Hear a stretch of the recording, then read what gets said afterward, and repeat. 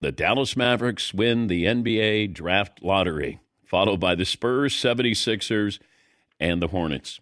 It's one of those moments where you're watching, and you're watching it almost slowed down. I'm watching, I'm going, oh my goodness. So Utah's out, and Washington's out, and New Orleans is out. I'm going, okay. And let's go to break. And then they come back. I go, I'll be damned. Dallas is going to win the NBA draft lottery. And we gave you a heads up yesterday. Here is Fritzy on the show. All right, Todd, you are going to manipulate the draft lottery. What is in the best interest of the NBA?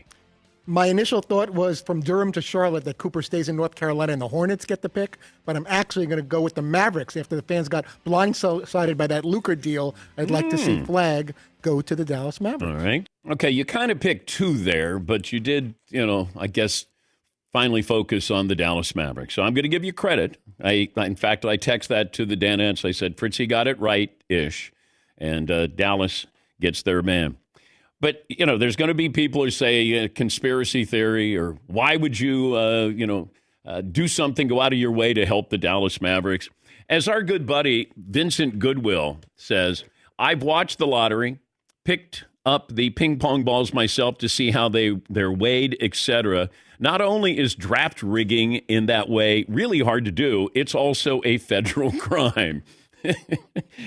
We don't want to, have something like that get in the way of our conspiracy theories. But when you do think about it, there are times when you go, things that make you go, So Patrick Ewing going to the Knicks, Derrick Rose going to the Bulls should get a little more emphasis here because they had like a 1.8% chance to get him, and he goes to his hometown. LeBron goes to his hometown. The Dallas Mavericks don't deserve this, but then they get Cooper Flag. And I'm thinking Cooper Flag is there for the lottery. And he's got to be thinking, please not Washington. Please not Washington. No offense to Washington, D.C., of course. But, he goes to Dallas, and you do have some veterans there. I think that will help. I don't think the focus will necessarily be on just him. You get AD, you get Kyrie. They got some younger big men, too.